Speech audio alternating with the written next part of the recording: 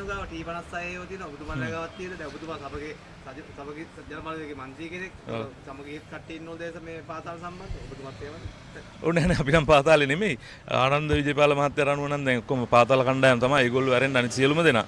අපි මේ ආයුධ අතර ගත්ත මිනිස්සුත් නෙමෙයි. ආයුධ අතර ගත්ත මිනිස්සු තමයි ඕක දැන් කියන්නේ. ඒ නිසා මේ ලිස්ට් එක දානවා කියවනේ දැන් බලමු දාපුවම. එතකොට අපි ආසයි දැනගන්න. මගේ එහෙම දන්න විදිහට දන්න කට්ටිය ඉන්නවද? නෑ අනේ මේ තනිකර මේ කටට එන කතන්දරනේ. ඉතින් එයාට හිතෙන දේ එයා කියනවා. ඉතින් ලිස්ට් එක දාපුවම ප්‍රශ්නේ ඉවරයි. ලිස්ට් එක දාන්න ගිහපම කියනවා සංවේදී තොරතුරු පරීක්ෂණ ඉවරයි. ඉතින් එහෙමනම් කිව්වේයි පාර්ලිමේන්තුවේ. ඉතින් ඒක හිතන්නේ දාපුවම අපි බලමු. ලිස්ට් එක එනවලු කියන්නේ මහින්ද ජයසිංහ මේ මැතිතුමා කියන ලිස්ට් එකක් තියෙනවා දේශපාලනඥයෝ ඉන්නවා. ඔව් ලිස්ට් තියෙනවා නම් හොඳයි. අපිත් ආසයි දැනගන්න. මොකද මේ අපිත් කැමති නැහැ එහෙම පාතාලත් එක්ක වැඩ කරන්න. එහෙම කවුරු හරි ඉන්නවා නම් අපි බලමු ඒක එහෙම තියෙනවා. නාගාන්ත කියන්නේ පළාත් පාලන ඔක්කොම දිනලා ඉවරයි කියලා.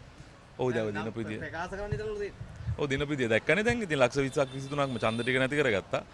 ඔහොම තමයි දින්නේ. ඉතින් එයා කියනවා දින්න කියලා කමන්නේ නැහැ. කොළඹත් දිනවලු. ඔව් කොළඹ ඉතින් දැන් මදිනේ. අපි ඒක පිහිටවනවා ඉතින්. වැඩිපුර මන්ත්‍රීවරුන් ඉන්නේ ආණ්ඩුවල ඒගොල්ලෝ. නෑ ඒක හරි. ඉතින් වැඩිපුර මන්ත්‍රීවරු ඉන්නේ එතන. බහුතරය නෑනේ. වැඩිපුර කියන එකයි බහුතරය කියන එකයි දෙකක්. එතකොට බහුතරය හදාගත්තොත් පිහිටවන්න පුළුවන් ප්‍රශ්නයක් නෑ. ඒ කියන්නේ බහුතරය හොයාගෙන නැතිනේ. ඔව් රැට පැලවත්තට මේක ගෙනල්ලා කතා කරනවානේ මේ කාර්යාලයට ගෙනල්ලා. කට්ටිය ඉතින් දැන් එයාලත් උත්සාහ කරනවා බලමු අපිට. ආදීන කණ්ඩායම කරනවා දාන ප්‍රභාකරන් මහත්තයායි එකක් කියන්නේ සතිගේ ඔව් ඒගොල්ලෝ සහාය දෙනවා ආණ්ඩුව. දැන් ඒ සහාය දෙනවා කියපුවා පෙරේදා කියපුවා ඊයේක වාය දෙන්නේ නැහැ කියලා. එහෙම තමයි. ඉතින් මේ මන්ත්‍රීවරු හරි තීරණයක් ගනි මේ වෙලාව බලලා ජුනි 2නේ දවස් තියෙන්නේ. දැන් එකතු වෙලා තියෙන විපක්ෂයෙන් මේ එක්සත් ජාතික පක්ෂය සමගිය විතරයිනේ මේකට එකතු වෙලා යන්නේ. නෑ එහෙම විතරක් නෙමෙයි. ගොඩක් දැන් වෙනත් පළාත් පාලන ආයතන මට්ටමින් විවිධ කණ්ඩායම් අපිත් සමග එකතු වෙලා තියෙනවා. එහෙම මේ එක තැනක අපිට පේන්නේ කොළඹ විතරනේ. නමුත් ලංකා පුරාම එහෙම අපිත් සමග එකතු වෙලා මේ සභාවල් පිහිටවන්න පිරිස ඉන්නවා. ආණ්ඩුව බහුතරය පෙන්නනවා ඒ කොළඹින්.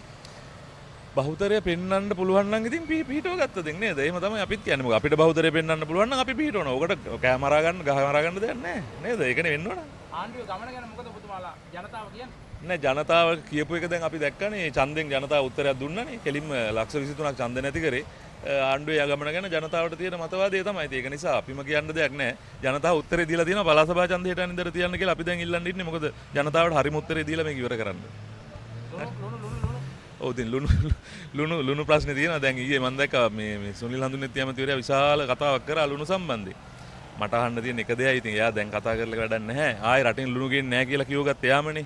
එයාම ගේනල්ලා යාම අපිට බයිනවා. මට තේරෙන්නේ නැහැ. ඉතින් නමුත් මිනිසුන්ට ලුණු ටික ඔය රුපියල් 100කට විතර දෙන්න විදියක් හදාගත්තා නම් හොඳයි කියලා තමයි අපි කියන්නේ.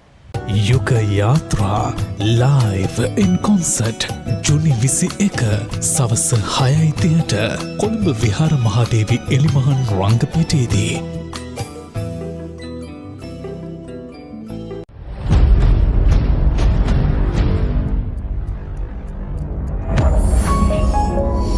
You're watching the Life Traveller channel.